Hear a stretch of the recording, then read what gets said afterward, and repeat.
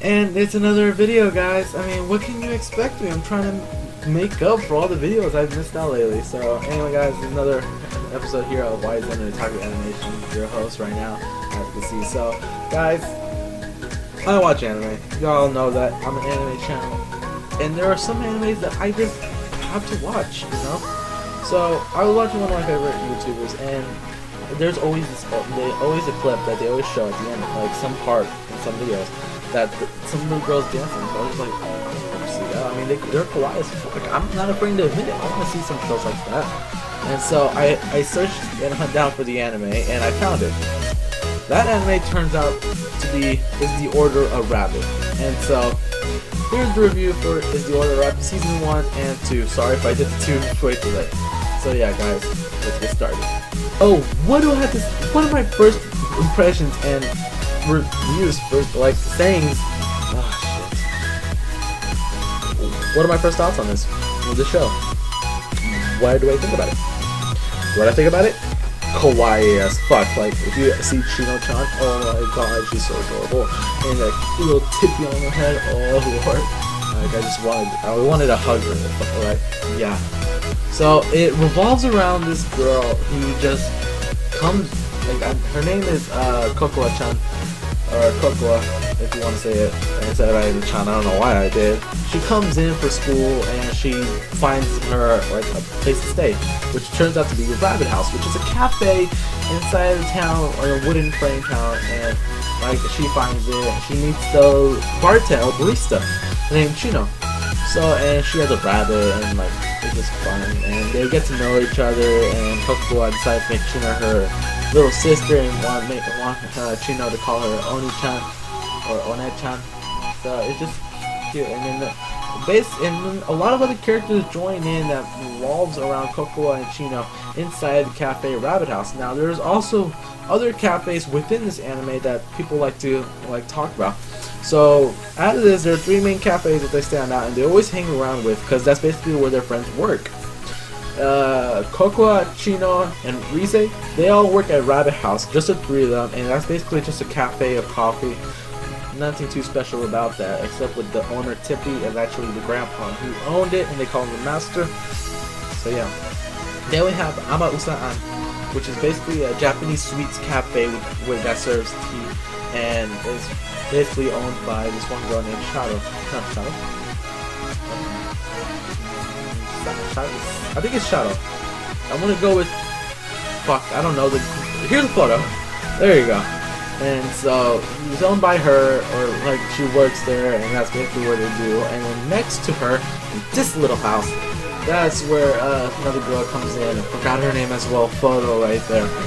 And so they basically just play around. Like the first time, this girl, they thought that she was rich as hell because the way she looked and stuff. But no, she's a broke ass girl who's just living in a shed beside the outside. So yeah, I mean they have no taking like offensive to it, but they just want to say it because like, I don't know. And so there's a cafe called Cafe de Flor, I think it's called. I'm not really sure about it, but from what I've seen, a lot of people thought it was really sketchy. Like it was that kind of cafe with rabbit really.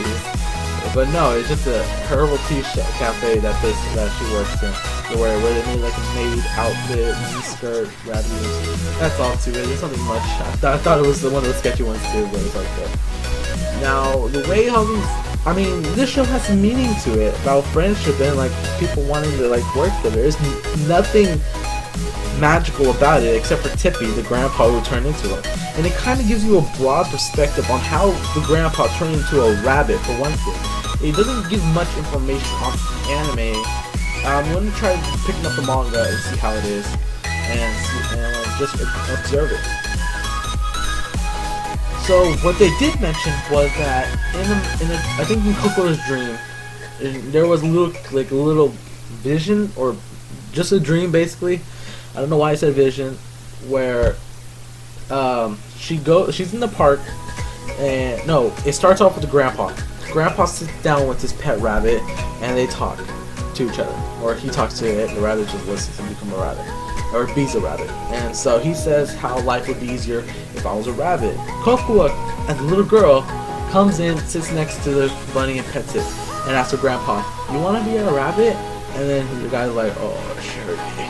And then Cocoa does like, "I give you a spell, you will turn into a rabbit." Now, I don't know if that actually like worked and actually turned the grandpa into Tippy, or if they merged somehow.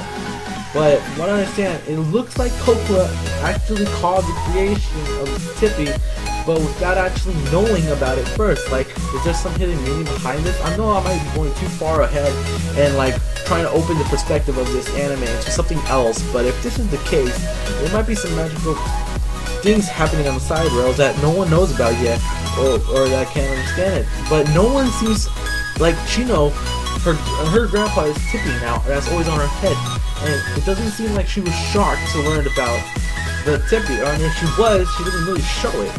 Like, the anime doesn't really give off like the impression of, why the hell is you a rabbit? I need to figure this out. You need to change it back. No, they just go along with it. Like, they're happy with him being like that. But I'm curious to know how he truly became a rabbit, and hopefully they might bring off a third season to explain it all. But that's just my opinion. If there is something behind this, might be going too far. But on to the rest of the shows, or rest of the series. There's also Chino's two friends in middle school right there, and they're just, they don't have fun. They just join in and do what they want, and they have fun games and stuff. Like, there's not really much to review over this anime, except going into like the deeper plot holes that, not plot holes specifically, but things that you can actually go deeper into thought with it. Like, what does Reese's father do for a living? Like, I know they're filthy rich, and he might be a commando officer, but like, what, like, how did he even become that wealthy in the first place? Because I'm pretty sure, well, from here in the U.S., the army does not get paid a lot, or that's what my understanding is. I'm not really sure about the actual numbers, but they don't get paid a lot, so I'm wondering about that. And and during the show, Cocoa's sister comes along and tries to, like, okay, so Cocoa likes every little girl younger than her to be her little sisters, and she wants to be the big sister, always doing a little pose going like that, saying, "Leave it to your big sister." And it's just funny. And so when her older sister comes in, she steals all of Cocoa's little sisters, and because she is so much better, which I thought was really funny and creative. It was just like, oh my god. I think she got especially jealous when Chino went over to her side too. Yeah.